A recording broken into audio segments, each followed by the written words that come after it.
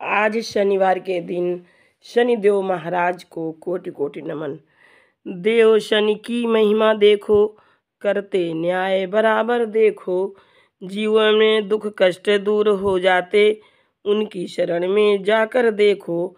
ओम शम शनैश्चराय नमः। ओम शम शनैश्चराय नमः। ओम शम शनैश्चराय नमः। ओम शम शनैश्चराय नमः। ओम शम शनैश्चराय नमः। ओम शम शनिश्चराय नमः। आज शनिवार के दिन शनिदेव महाराज की व्रत कथा महात्म। इस कथा को आज प्रिय भक्तों एक बार अवश्य सुने। नीति न्याय के देवता शनि है मेरे नाथ। नीति न्याय के देवता शनि है मेरे नाथ।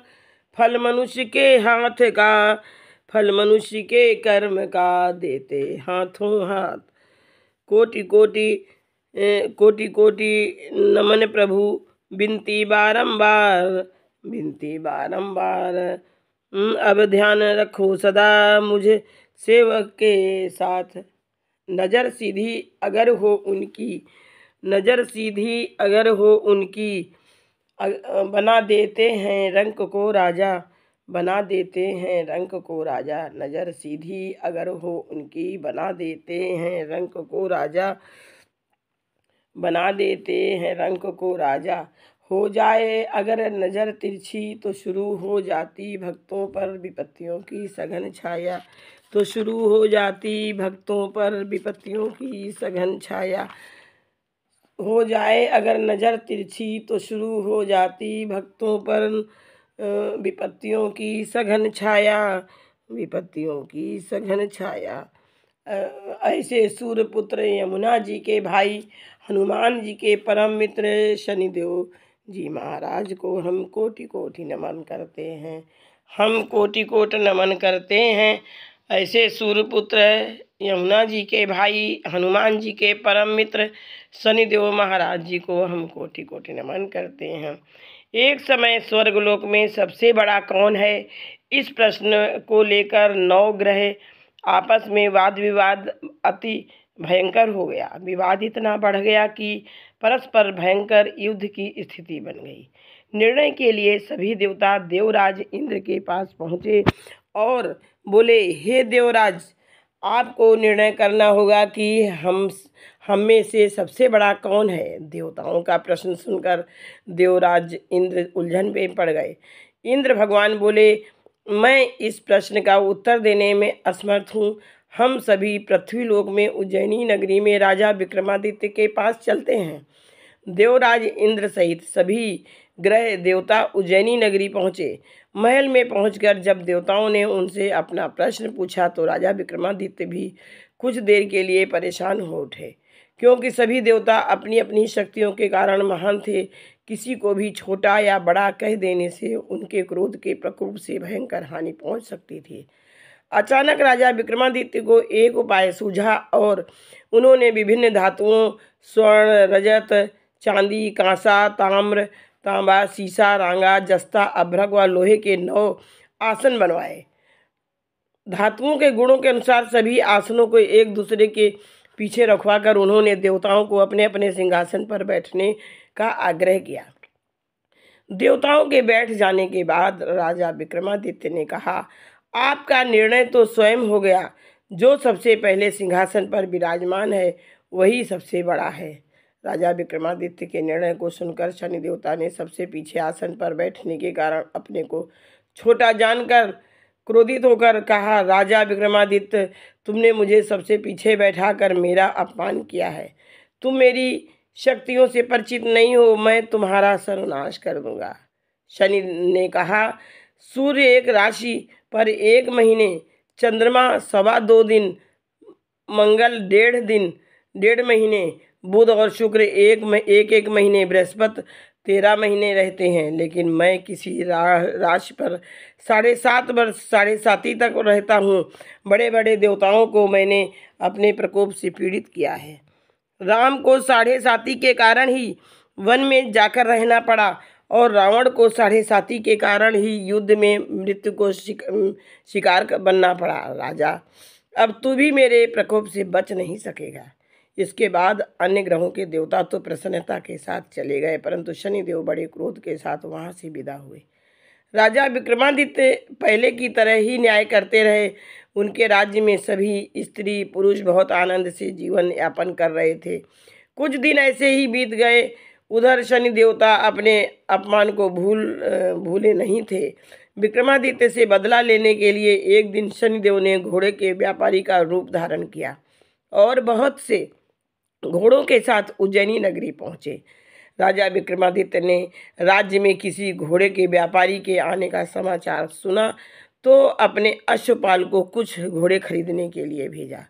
घोड़े बहुत कीमती थे। अश्वपाल ने जब वापस लौटकर इस संबंध में बताया तो राजा विक्रमादित्य ने स्वयं आकर एक सुंदर व शक्तिशाली घोड़े को पसंद किया। घोड़े की चाल देखने के लिए राजा उस घोड़े पर सवार हुए तो वह घोड़ा बिजली की गति से दौड़ पड़ा।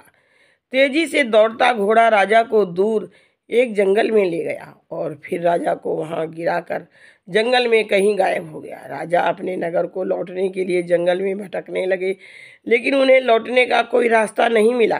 राजा की भूख प्यास लग गई। बहुत घूमने पर उन्हें एक चरवाहा मिला। राजा ने उससे पानी मांगा। पानी पीकर राजा ने उस चरवाहे को अपनी अंगूठी दे दी। फिर उससे रास्ता पूछकर वह जंगल से निकलकर पास के नगर में पहुंच गए। राजा ने एक सेठ की दुकान पर बैठकर कुछ देर आराम किया। उस सेठ ने राजा से बातचीत की तो राजा ने उसे बताया कि मैं उज्जैनी नगरी से आया हूँ। राजा के कुछ देर दुकान पर बैठने से सेठ जी की बहुत बिक्री हुई। सेठ ने राजा को बहुत भाग्यवान समझा और खुश होकर उसे अपने घर भोजन के लिए ले गया। सेठ के घर में सोने का एक हार खूंटी पर लटका हुआ था। राजा को उस कमरे में छोड़कर सेठ कुछ देर के लिए बाहर चला गया। तभी एक आश्चर्यजनक घटना घटी। राजा के देखते देखते सोने के उस हार को खूंटी निकल गई। सेठ ने कमरे में लौटकर हार को गायब देखा तो चोरी का संदेह राजा पर ही किया, क्योंकि उस कमरे में राजा ही अकेला बैठा था।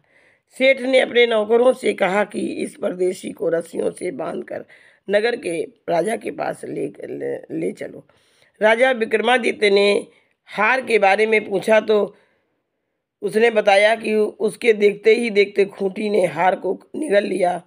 इस पर राजा ने क्रोधित होकर चोरी करने के अपराध में विक्रमादित्य के हाथ पांव काटने का आदेश दे दिया। राजा विक्रमादित्य के हाथ पांव काट कर उसे नगर की सड़क पर छोड़ दिया गया। कुछ दिन बाद एक तेली उसे उठाकर अपने घर ले गया और उसे अपने कोल्हू पर बैठा दिया। राजा आवाज़ देकर बैलों को हाँकता रहता। इस तरह तेली का बैल चलता रहा और राजा को भोजन मिलता रहा।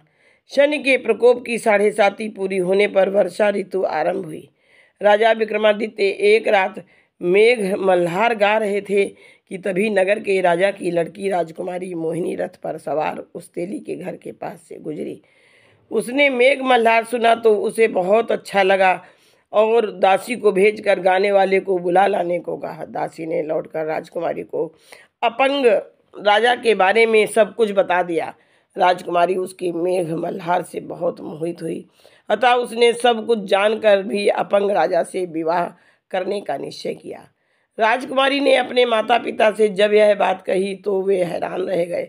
रानी ने मोहिनी को समझाया, बेटी तेरे भाग्य में तो किसी राजा की रानी होना लिखा है, फिर तू इस अपंग से विवाह करके अपने पाँव पर कुल्हाड़ी क्यों मार रही है। राजकुमारी ने अपनी जिद नहीं छोड़ी। अपनी जिद पूरी कराने के लिए उसने भोजन करना छोड़ दिया और प्राण त्याग देने का निश्चय कर दिया। आखिर राजा रानी को विवश होकर अपंग विक्रमादित्य से राजकुमारी का विवाह करना पड़ा। विवाह के बाद राजा विक्रमादित्य और राजकुमारी तेली के घर में रहने लगे और उसी रात स्वप्न में शनिदेव ने राजा से कहा, राजा तुमने मेरा प्रकोप देख लिया, मैंने तुम्हें अपने अपमान का दंड दिया है। राजा ने शनिदेव से क्षमा करने को कहा और कहा कि हे शनिदेव, आपने जितना दुख मुझे दिया है अन्य किसी को ना देना। शनिदेव ने कुछ सोचकर कहा, राजा मैं तुम्हारी प्रार्थना स्वीकार करता हूँ। जो कोई स्त्री पुरुष मेरी पूजा करेगा, शनिवार को व्रत करके मेरी व्रत कथा सुनेगा, उस पर मेरी अनुकंपा बनी रहेगी। प्रातःकाल राजा विक्रमादित्य की नींद खुली तो अपने हाथ पांव देखकर राजा को बहुत खुशी हुई। उसने मन ही मन शनिदेव को प्रणाम किया। राजकुमारी भी राजा के हाथ पांव सही सलामत देखकर आश्चर्य में डूब गई। राजा विक्रमादित्य ने अपना परिचय देते हुए शनिदेव के प्रकोप की सारी कहानी सुनाई। सेठ को जब इस बात का पता चला तो दौड़ता हुआ तेली के घर पहुंचा और राजा के चरणों में गिरकर क्षमा मांगने लगा। राजा ने उसे क्षमा कर दिया, क्योंकि यह सब तो शनिदेव के प्रकोप के कारण ही हुआ था। सेठ राजा को अपने घर ले गया और उसे भोजन कराया। भोजन करते समय वहाँ एक आश्चर्यजनक घटना घटी। सबके देखते देखते उस खूंटी ने हार उगल दिया। सेठ जी ने अपनी बेटी का विवाह भी राजा के साथ कर दिया और बहुत से स्वर्ण आभूषण धन आदि देकर राजा को विदा किया। राजा विक्रमादित्य राजकुमारी मोहिनी और सेठ की बेटी के साथ उस आनंद पूर्वक रहने लगे।